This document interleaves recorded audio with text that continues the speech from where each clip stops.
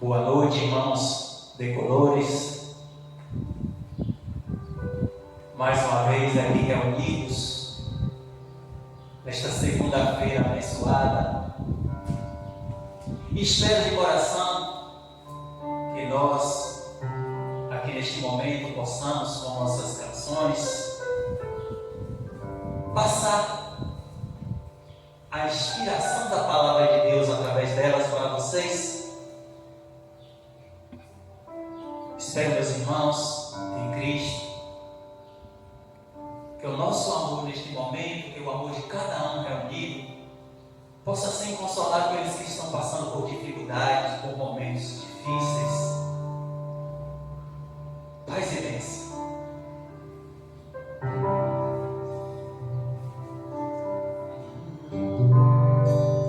Vem Espírito de Deus, me confirma no meu coração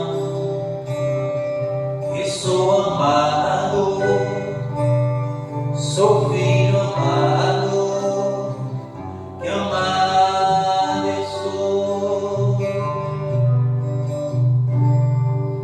Vem Espírito de Deus, me confirma no meu coração que sou amado, sou filho amado, que amado eu sou. É bom, Senhor, saber que sou amado, bem mais do que saber, desejo crer. Vem Espírito de amor, me confirma do que sou, filho amado, feito para amar. Vem Espírito de amor, me confirma do que sou, filho amado, feito para amar. Filho amado, feito para amar. Filho amado, feito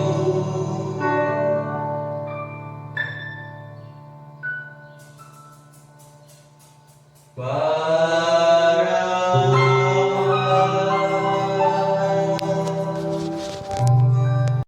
Irmãos e irmãs, boa noite. Sejam todos bem-vindos. E neste momento, que vamos iniciar nossa reunião, vamos invocar a Santíssima Trindade cantando. Em nome do Pai, em nome do Filho, em nome do Espírito Santo, estamos aqui. Em nome do Pai, em nome do Filho, em nome do Espírito Santo, estamos aqui. Para louvar e agradecer, bendizer e adorar, estamos aqui, Senhor, ao seu dispor.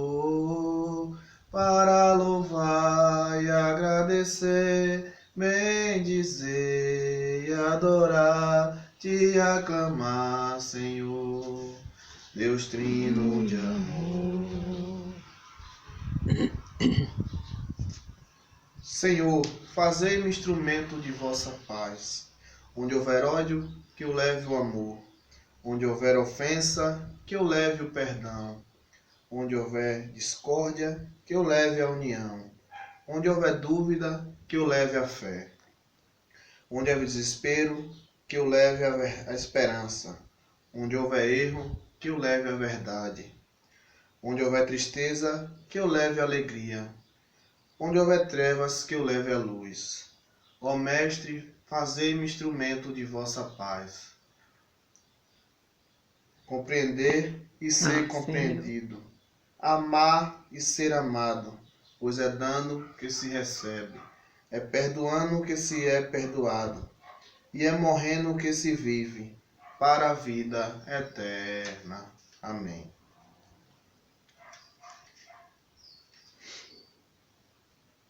Senhor, escuta o que eu digo. Considera o meu gemido, estou pedindo socorro. Abre bem teus ouvidos. Tu és meu Deus e meu Rei. Eu sei, eu sem ti estou perdido. O Senhor, a ti eu suplico. De manhã estou falando. Vem escutar a minha voz. Mal dia vai raiando, o meu problema eu te conto. Fico aqui só te esperando. Feliz é quem tu protege. Só pode viver alegre quem procura a ti, Senhor. Feliz é quem tu protege e quem o teu amor, e quem tem o teu amor. Tu cobres com um escudo e justo com o teu favor. Nosso Pai, demos glória, glória ao Filho também. Louvor e glória igualmente ao Espírito que vem. Se estenda nosso louvor, hoje, agora e sempre. Amém.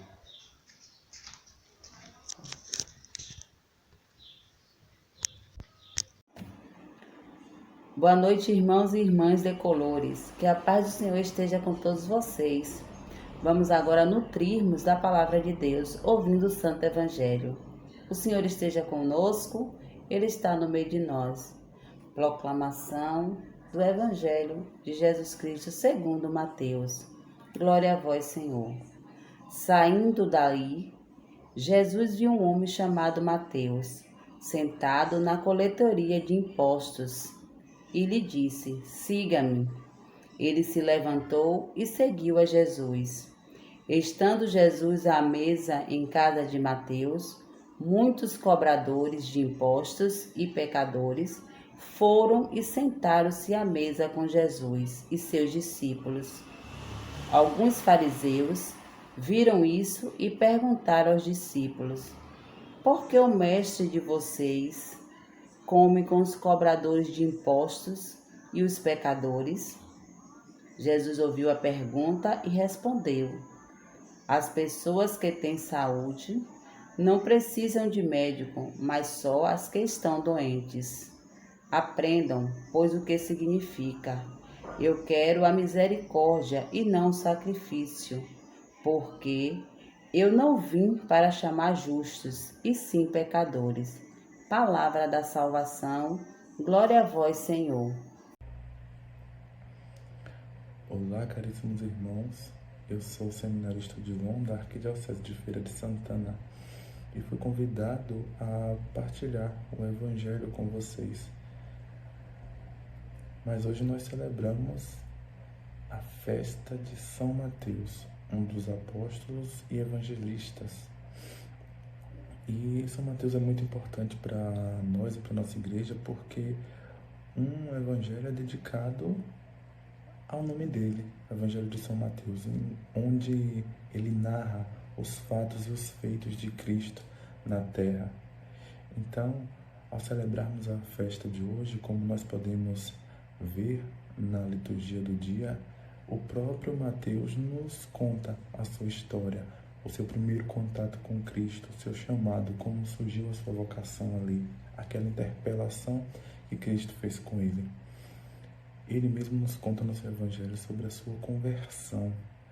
Ele estava sentado na coleteria de impostos, que era o que ele fazia, e era denominado também pecador por isso, e Jesus chega até ele e convida-o a segui-lo. E Mateus diz no evangelho que se levantou e seguiu. Simplesmente ele se levantou e seguiu a Cristo. Isso é de grande importância porque a gente consegue perceber que Mateus tinha um coração puro e Cristo era o que ele esperava, era o que ele buscava. Então, logo ao aparecer, ele se sentiu tomado por uma grande força que o preenchia. Então foi naquela hora que ele percebeu que a sua vocação verdadeiramente despertava. E Cristo, ao chamá-lo, fez aquela semente que estava plantada no coração de Mateus brotar. Mateus diz que ao ser colocado no grupo, quando ele chega no grupo dos 12, um homem totalmente diferente dos outros apóstolos, tanto pela sua formação como pela sua posição social de riqueza, porque ele era cobrador de impostos, ele tinha um status. Seu pai ele fazia estudo da economia para poder fixar o preço do trigo, do vinho, dos peixes que seriam trazidos por Pedro, André e os filhos de Zebedeu, e os das pérolas preciosas, os quais fala o Evangelho. Então a gente pode perceber e entender que, diferente dos outros discípulos, Mateus tinha um status e uma elevação diferente.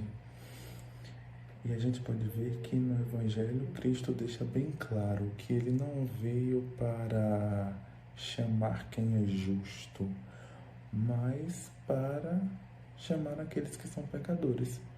E isso faz sentido, porque se Cristo chama aqueles que estão no pecado, aqueles que estão corrompidos, é porque Ele quer trazer para o nosso meio para que eles se purifiquem e eles se tornem novas pessoas.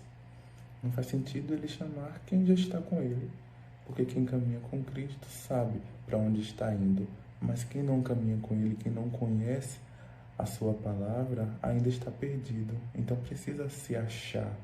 Então Cristo é aquela luz que está no fim do túnel para aquelas pessoas que ainda não conhecem a Deus, para aquelas pessoas que ainda não têm o contato com Deus. Então por isso é que ele diz, não é justo que vim para chamar os justos, mas os pecadores. É muito importante a gente entender isso por conta de que ele não deixa que os justos tentem entender que ele veio somente para eles, mas que esses justos entendam que eles já estão com Cristo e que eles precisam também buscar aqueles que ainda não estão. É como também fala a parábola da ovelha perdida, deixou as 99 para ir atrás daquela que estava perdida. Não significa que ele abandonou, mas ele deixou as 99 que estavam guardadas e protegidas para ir atrás daquela que ainda não conseguia se encontrar. Então é muito importante essa questão do seguimento de Cristo, porque ele chama e as ovelhas conhecem a sua voz, é o bom pastor. Então, voltando ainda para Mateus, a gente pode perceber que o seu ofício de coletor de imposto era mal visto. Aqueles que o exerciam eram considerados publicanos e pecadores. Estavam ao serviço do rei Herodes, senhor da Galileia, um rei detestado pelo povo e que nós vemos sempre no Novo Testamento que nos apresenta como um adúltero, um assassino, que foi ele que matou João Batista, e aqueles que escarneceu Jesus, como a gente vê e escuta sempre durante a Sexta-feira Santa. E o que pesaria para Mateus quando ia render contas ao rei Herodes? A gente deve sempre se perguntar, o que pesaria para Mateus quando ele ia ao encontro do rei Herodes? A conversão de Mateus devia supor uma verdadeira liberação. Então, a partir do momento que ele se converte, ele é libertado de tudo aquilo que o prendia, de tudo aquilo que forçava ele ficar preso ali como pecador. Aquilo que o tornava pecador foi destruído a partir do momento que ele se encontra com Cristo. Então essa liberação mostra como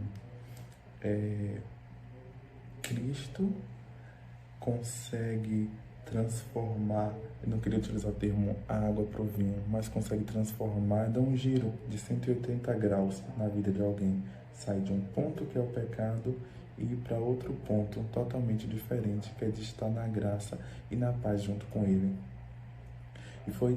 E foi a sua maneira de demonstrar agradecimento ao Mestre por ter podido sair dessa situação. Então, ele começa a seguir Jesus, começa a se colocar à disposição de Cristo. A partir do momento que ele o segue, então ele deixa de estar naquela situação de miserável, e quando eu falo miserável não é de situação de pobreza financeira, mas de pobreza espiritual por estar preso no pecado. E se transforma, vai para conhece a verdadeira felicidade, que é Cristo.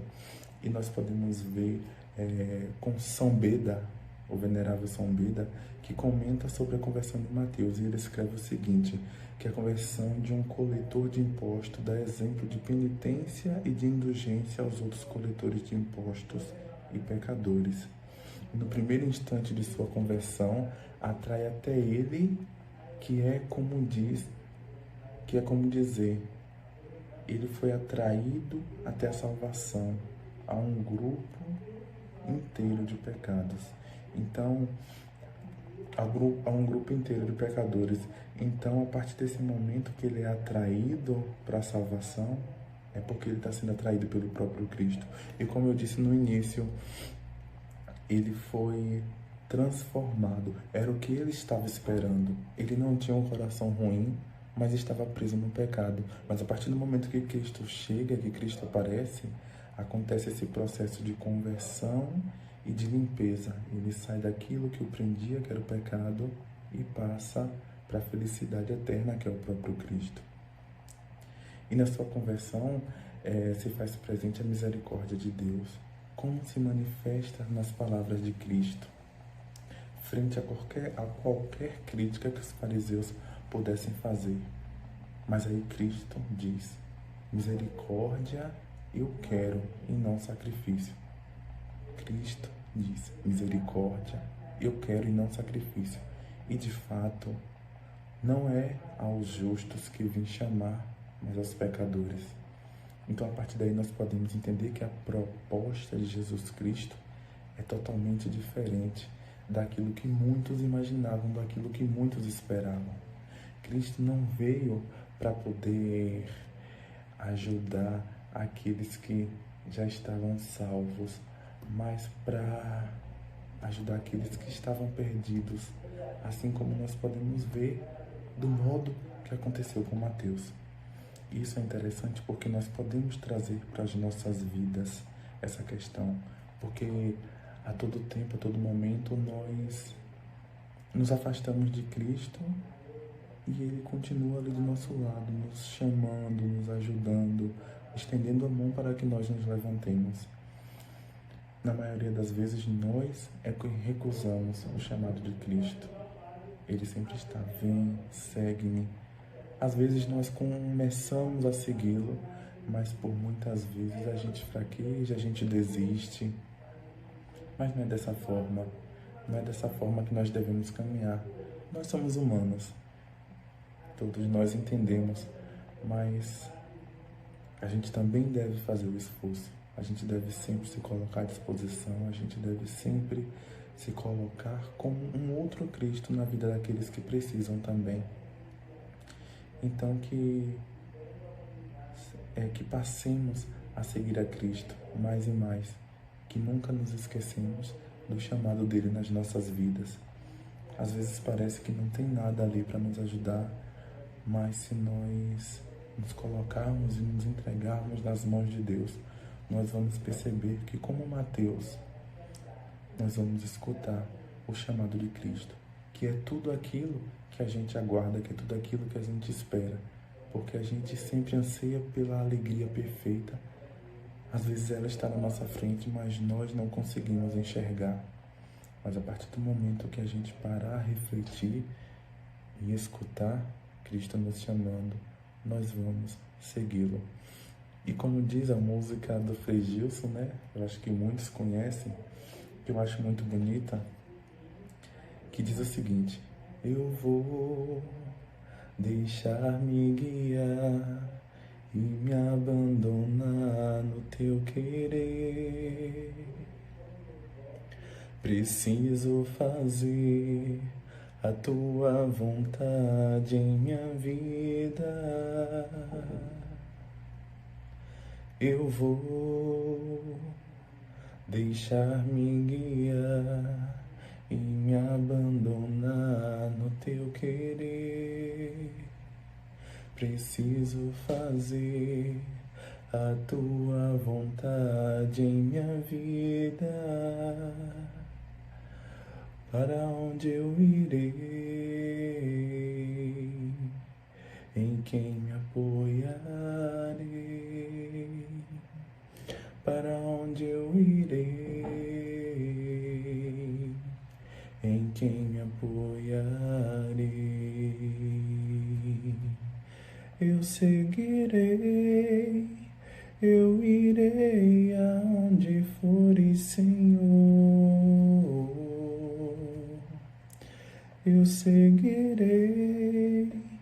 eu irei aonde fores, Senhor. Tua graça me basta, teu amor me sustenta. Tua graça me basta, teu amor me sustenta. E que a graça e o amor de Cristo nos baste e nos sustente. E que sejamos como Mateus, ao ouvir o chamado de Deus, deixemos tudo, levantemos e seguirmos a Ele. Seguir a Cristo é o papel mais importante que nós temos nas nossas vidas e nas nossas caminhadas. Um forte abraço, fiquem com Deus. Deus abençoe todos vocês. Então, para concluirmos esse encontro online, vamos fechar com chave de ouro, com uma oração, né? Uma pequena oração que fiz, mas é com muita fé e com muito amor. Senhor, que o Evangelho seja causa de alegria em nossos lares e que possamos, como família, testemunhar as vossas maravilhas ao mundo todo. Que sejamos uma família forte na fé, amorosa e alegre, apesar dos desafios que o mundo oferece. Pois o Senhor é a razão de nossa alegria. Amém. Também tem uma pequena oração que é muito forte e que é para esse momento em que a gente está em casa, que a gente não está podendo ir às igrejas receber, né, o corpo de Cristo. Agora já pode aos poucos, mas muita gente ainda não.